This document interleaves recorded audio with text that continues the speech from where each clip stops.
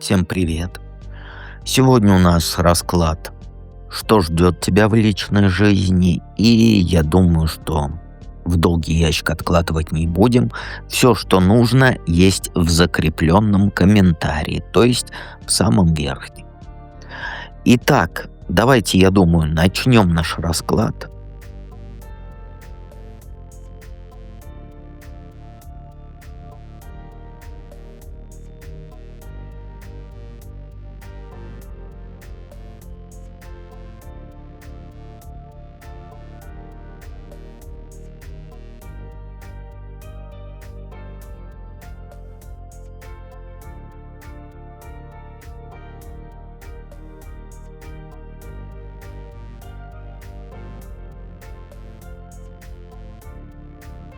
Единички.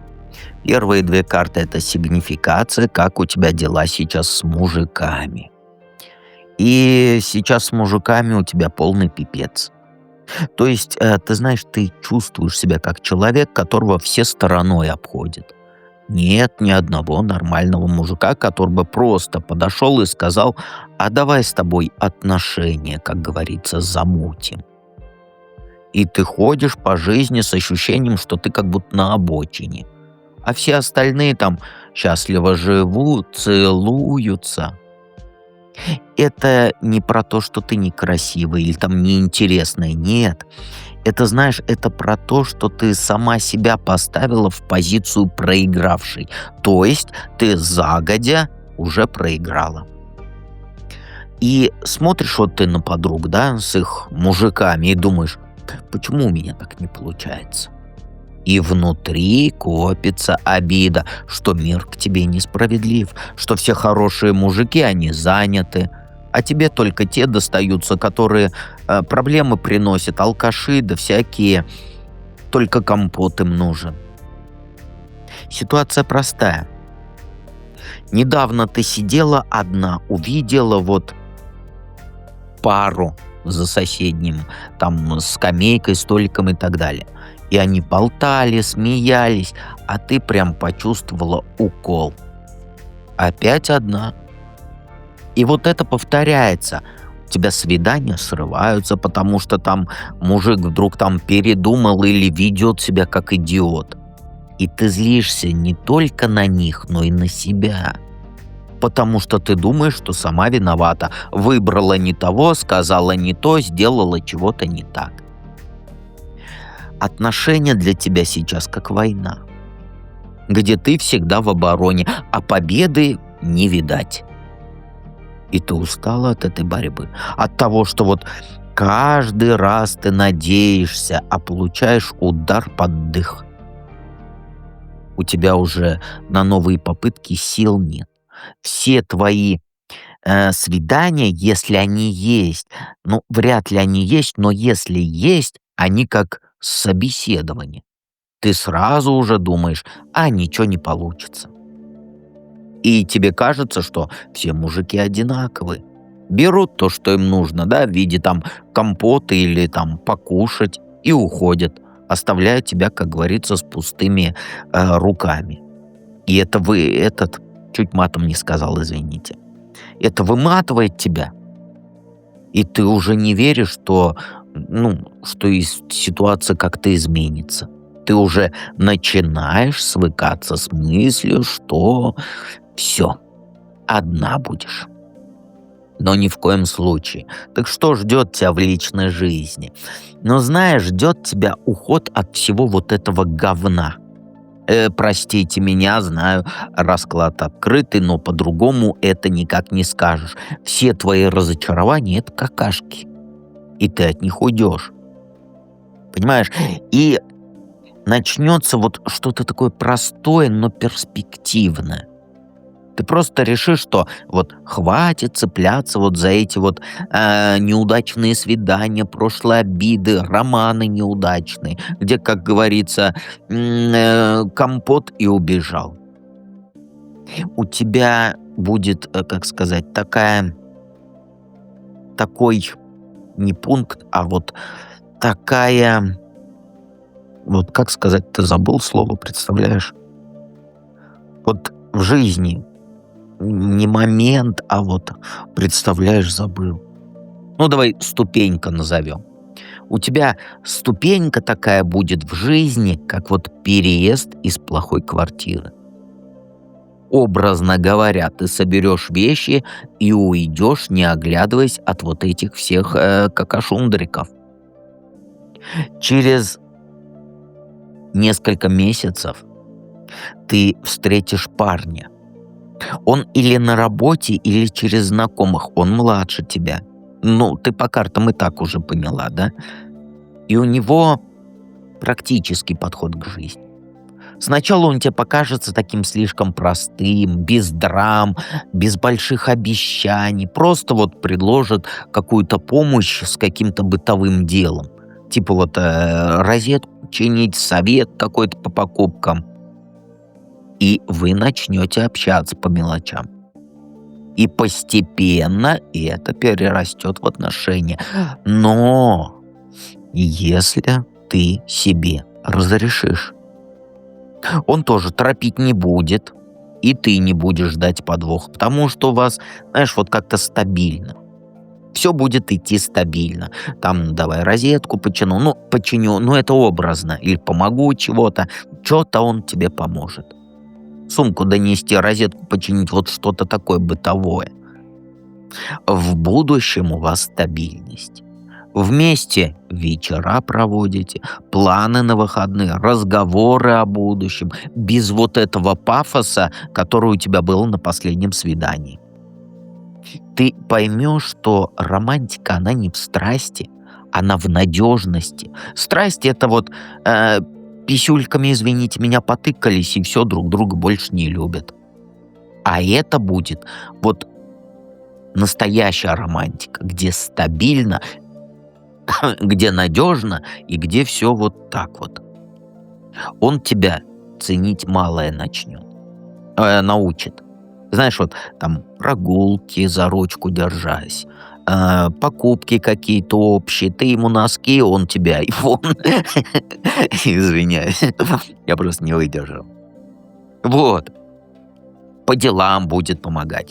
Это не будет взрыв эмоций, там вот это все, давай целоваться в лифте, прям начнем тут. Нет, это будет тихий рост, где вы оба вкладываетесь по чуть-чуть.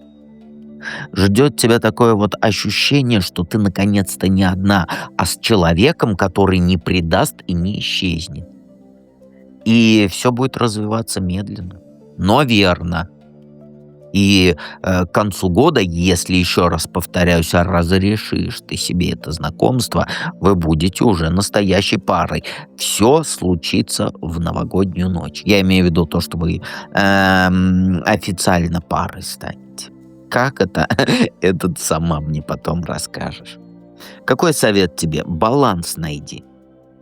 Баланс между своими желаниями и реальностью, не торопя события. Потому что, ты знаешь, ты хочешь все сразу, часто очень. Вот прям, вот карты орут, прям она хочет сразу все идеального мужика, много денег, страсти, стабильности. И ты злишься, когда этого не получается, не выходит на первом свидании.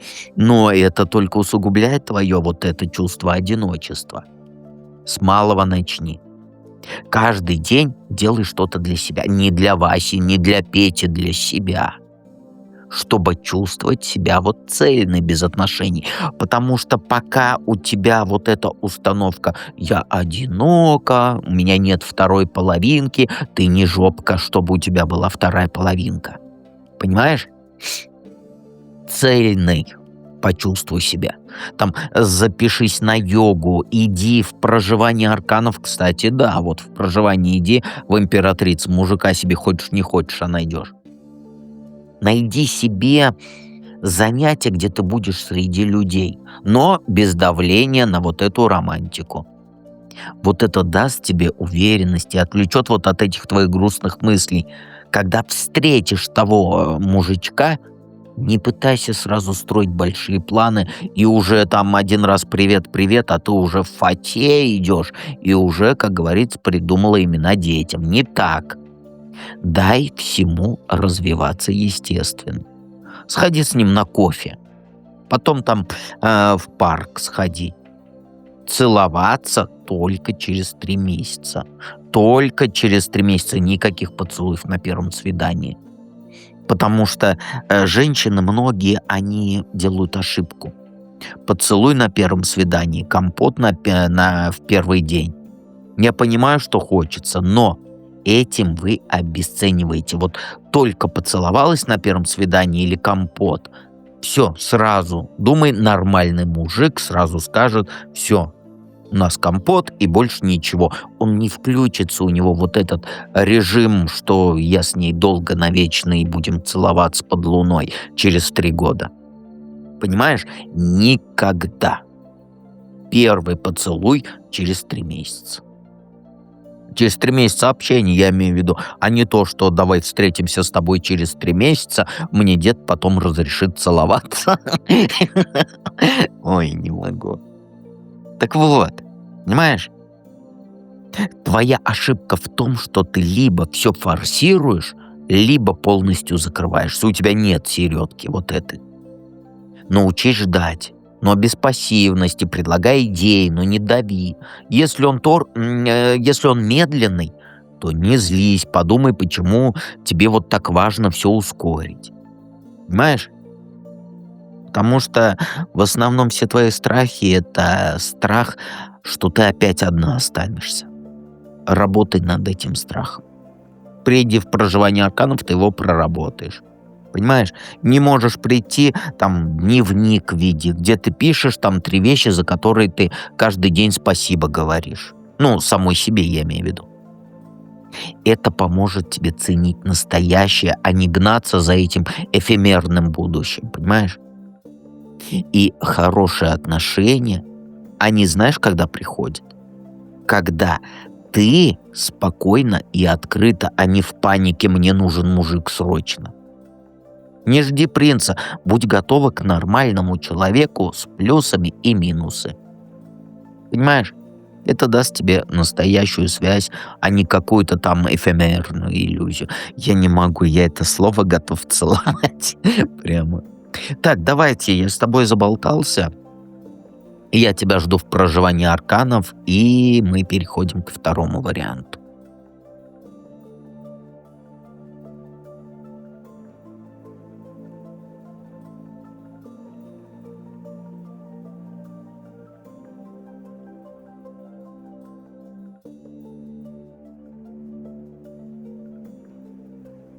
Двоечки, а у вас тут вообще все интересно. Что у тебя сейчас с мужиками? Это сигнификация, если что. У тебя сейчас как будто полуистория без названий. Вот как это объяснить вот без кураптоновского языка? Вот общение есть, а статуса то, что вы пара, нету. Переписки вечерками, говорю, вечером. Он тебе там пару шуточек, пару видео закинет, там голосовое, потом на 3 дня, на 2 дня пропадает. Потом снова на связи, как ни в чем не бывало. У вас встречи или короткие, или откладываются. Вот так вот. Неделю назад он звал тебя на кофе, кино у себя дома посмотреть. Да, конечно же, кино. Вы же такие, как сказать, не понимающие, что кино никто не смотрит. Кино дома не смотрят. Кино дома смотрят только тогда, когда вы 3 года вместе уже. Тогда можно посмотреть. Знаешь, он как будто вот тебя звал куда-то, и потом в день встречи он где-то застрял. Ну, говорит, что там ой то-то, ой сё-то, и вот это вот все. А ты ответил ему нейтрально. Тему не развивала, все зависло. По факту это не отношения. Это какая-то, знаешь, вот разовая активность с его стороны и сдержанная реакция с твоей. Ты не раскрываешься, дистанцию держишь, там вопросов не задаешь, которые хотела бы узнать. А он, как говорится, подкидывает искру в эту, как его, в печку и ждет, что ты сама подхватишь. В итоге у вас не роман, а вот длинная хрень без дела. Вот я не знаю, как по-другому сказать. Планы у него поверхностные, шаги какие-то там несистемные. У тебя вот включен режим наблюдателя, смотришь за этим дурачком, извини меня за выражение. Ты читаешь вот эти вот его писюльки, улыбаешься, но ты не ведешь разговор конкретики. В окружении, кстати, есть еще один знакомый, который пишет редко, но по делу.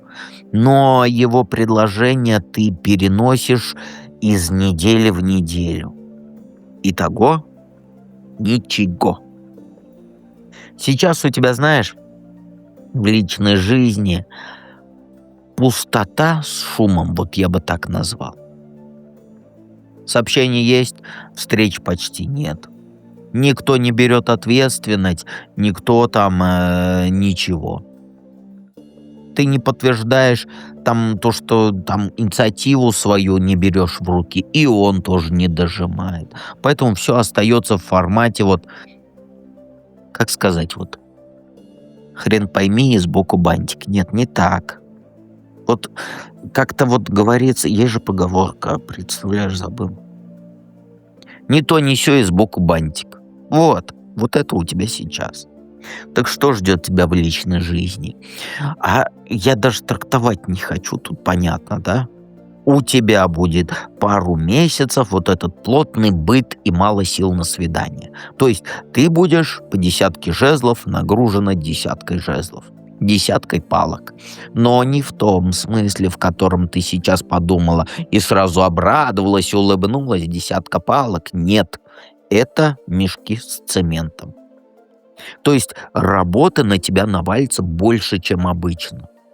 Домашние дела прибавятся, мелкие просьбы от родных, которые, как говорится, съедят твои вечера. Из-за усталости ты просто начнешь отказываться от приглашений, даже от нормальных. Позовут тебя там на день рождения, скажешь, что занято, дома останешься, потому что ты и так запарилась, да, все правильно сказал. Потому что чуть матом не сказал. И вот у тебя, знаешь, как писюльки вот эти во всяких телеграммах, ватсапах и так далее и тому подобное продолжатся, но тебе уже будет лень поддерживать разговор. То есть вот как перегоришь, потому что тебя десятка палов к земле клонит, понимаешь? И всякие вот эти вот, как сказать, вот эти приложения бусурманские, есть же там для знакомств, тоже откроешь, секунду полистаешь, если ты там есть, конечно, закроешь.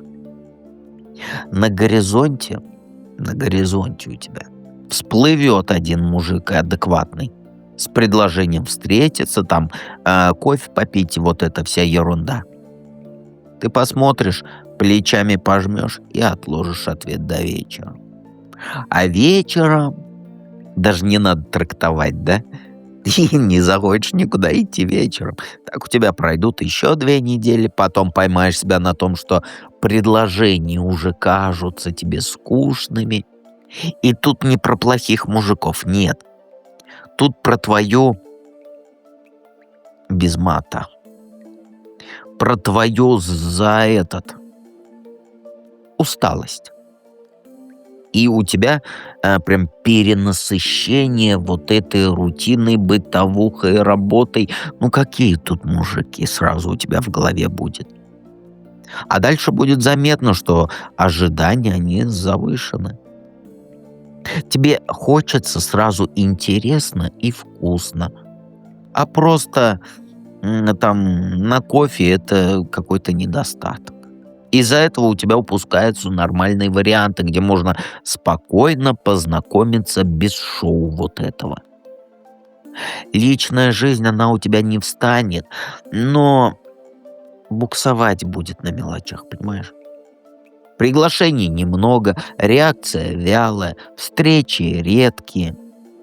И ситуация вот эта будет тянуться до конца вот этого не ступеньки, как же, периода. Пока ты лишние задачи не отложишь и не вернешь себе, конечно же, свободные вечера. Какой совет? Зеленый свет дать нужно простым шагам. Понимаешь? Включи ясные правила. Вот смотри, выдели один вечер в неделю, да, хотя бы, под встречи, и ничем другим их не заменяй. Понимаешь? На приглашение отвечай, когда тебе написали. Ну, по максимуму быстро, я имею в виду. Либо говоришь на вот эти предложения про свидание «да», либо назначаешь другое время, без зависаний, без вот этого эфемерного, этого, как его, посмотрим. Это слово, вот это слово «посмотрим», это мужское слово, а ты девочка. Поэтому не посмотрим, а вот, например, у меня вечер, там, воскресенье, вечером в 6 часов вечера свободный. Давай пойдем с тобой где-то картошку копать. Это где-то меня все уламывает, а я одна боюсь, скажи. Вот, ну, давай без шуток. Отвечаешь. Кофе, вот первую встречу делай короткой. Понимаешь? На кофе сходи минут на 30. Там рядом куда-нибудь с домом, чтобы не надо было на такси вот эти вот бусурманские и так далее. Никаких сложных планов не строй на первое свидание. Никаких поцелуев даже в щечку. И вот я не устану тебе повторять. Никаких поцелуев. Только первый поцелуй в щечку через 3 месяца после знакомства. Никаких усю-сю-пусю-сю. Понимаешь? Марку держи. Чем больше не может он тебя поцеловать, тем интереснее тебя добиваться. А не стал добиваться, значит, пришел только писюльку свою проветрить, понимаешь? Но тоже эти, как их называются-то, границы ставь сразу. Сразу говори, я опоздание не люблю, звонки после 11 вечера не принимаю, встречи там, как сказать, мимолетные, мне не интересны. Понимаешь? Он предложил день, ты предлагаешь час и место. Вот. Вот это называется работа, как говорится, в команде, как его называется-то? Равноправные отношения. Все. Забыл все слова. Ну и все. А что тут тебе говорить? Больше нечего. Обязательно приходи в проживание арканов, там все проработаешь, все свои вот эти вот затыки и так далее. И обязательно зайди в магический чат. Ссылка в описании к видео, в закрепленном комментарии, и мы переходим к третьему варианту.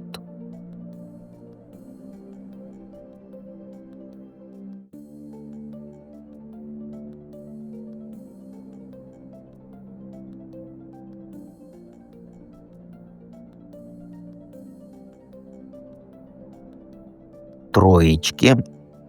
Троечки. Первые 2 карты сигнификации, говорить это вам не нужно. Как дела у тебя сейчас с мужиками? Ну, у тебя есть внимание. Вот у тебя как сказать, есть внимание, но все как-то по правилам. То есть без вот этой лишней близости. На работе комплименты, там приглашения на какие-то всякие кофе басурманские. То есть мелкие знаки внимания у тебя есть. В быту это как вот выглядит, например, там цветочки подарили, вежливые какие-нибудь, ты красивая, я твою попку посмотрел, она красивая, и вот это вот все. Понимаешь? То есть по мелочам и по делу. Но вот дальше разговоров, да, аккуратных намеков, ну, никто не заходит. Мужики видят тебя вот устойчивой, занятой, там, с графиком, с принципами, им комфортно рядом. Но страшно лезть в личное без четкого сигнала от тебя. Все ждут от тебя вот этот, как его, зеленый флаг. Понимаешь? И коллега тебя зовет там пообедать, да, вместе. Вы, как говорится, поговорили о задачах каких-то там рабочих и расходитесь. И он паразит такой, он не рискнет там переводить вот это все в свидание. Или там знакомый там у тебя общих друзей есть. Напишет, спросит, как дела, когда свободно, ты скажешь, что и никогда, и разговор свернется. Без развития. Ситуация тут не пустая, нет. Просто слишком правильно все устроено. А мужики чё? Жопой своей рамки эти чуют, понимаешь? Где прилично, а где нельзя. И в итоге все просто. Вот эта романтика, точнее романтическая часть, она, знаешь, сейчас выглядит как признание и уважение, но без конкретных шагов. То есть порядок есть, искры мало, не заводится машина. Понимаешь? И у тебя, получается, мужики все из дальнего края заходят, но ты это, как сказать, флаг этот зеленый не поднимаешь, хотя бы на чуть-чуть, хотя бы из кармана его не вытащишь. Так что ждет тебя в личной жизни-то? На связь человек выйдет из бывшего. Из бывшего. Ужас какой.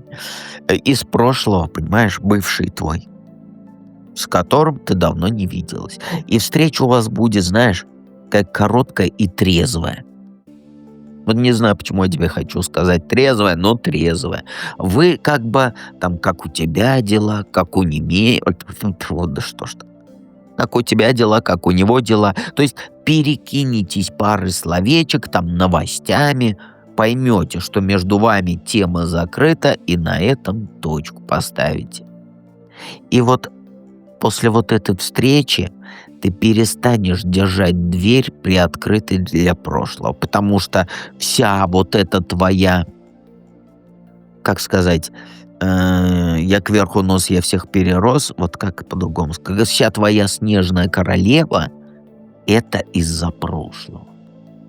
И вот потом ты уберешь фоточки старые, отписки, переписки, подарки, которые тебя назад тянут, и выкинешь.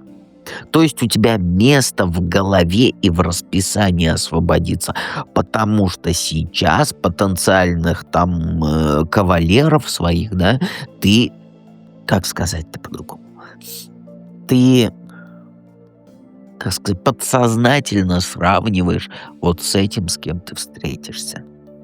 И через неделю, через месяц, ну, после того, как вот встретитесь, ты вещи вот эти выкинешь, у тебя зовут на этот, как не на посиделок, на праздник. То есть такое тихая, спокойная компания, без показухи у вас праздновать что-то будет. Вернешься рано, без подвигов, но вот с легким чувством, что жизнь сдвинулась с мертвой точки. И вот через пару дней у тебя будет новый знакомый, который возьмет твой телефон, или вы там как сказать, заговорился дед. Старость не радость, молодость не жизнь. Номерами телефонов вы на этом празднике обменяетесь. И он тебе предложит кофе, столик забронирует, вовремя приедет, без пафоса, без вот этого. Просто вот поговорить позовет. Понимаешь, про мелкие всякие дела. Ему важна простая близость, без спектакля. Понимаешь? И ты почувствуешь, что вот захочется повторить вот это вот кофепение, блин. Кофе попить можно будет еще раз. И вы выработаете вдвоем уже привычный ритуал. Там, например, по воскресеньям встречаетесь. И тут вообще не про драму. Тут, знаешь, про нормальные сначала дружеские отношения, а там уже стабильный рост. Какой совет? Чувством своим шанс дай. Но голову холодной в мелочах держи. То есть это, знаешь, что вот, как сказать, вот, первые 3 свидания с этим человеком только короткие. Там кофе попить, там покушать, погулять по парку 1 часик, без поездок, без ночевок, без дорогих ресторанов, без поцелуев, без компота, без ничего. Поняла? Потому что иначе твоя песенка спета. Понимаешь, то есть надо так. Вот просто поверь мне и все. Вот надо так. И сразу всегда озвучивай базовые правила. Там, сколько времени будете вместе сегодня, да, там, какое место, длительность, и вот это все. Понимаешь? И туман убери. Не рисуй в голове сценарии всякие свои эфемерные, а оценивай конкретику.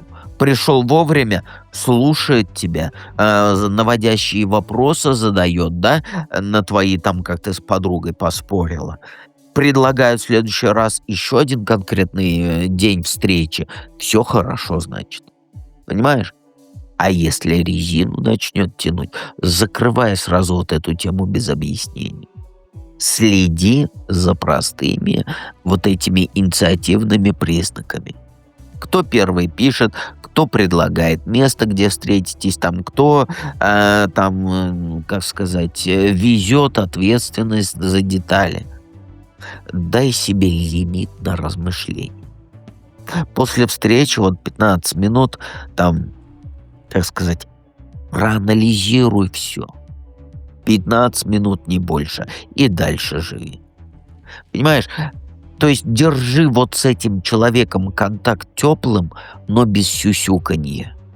Короткие сообщения, без тестов, без проверок, без вот этого всего. И не бойся сама предложить время там и локацию встречи. Понимаешь? Обязательно. И, конечно же, оставь 1 вечер, хотя бы если ты сильно загружен, да, под личную свою жизнь. Не забивай их вот этими срочными работами и прочее, прочее, прочее. Всегда 1 вечер твой должен быть.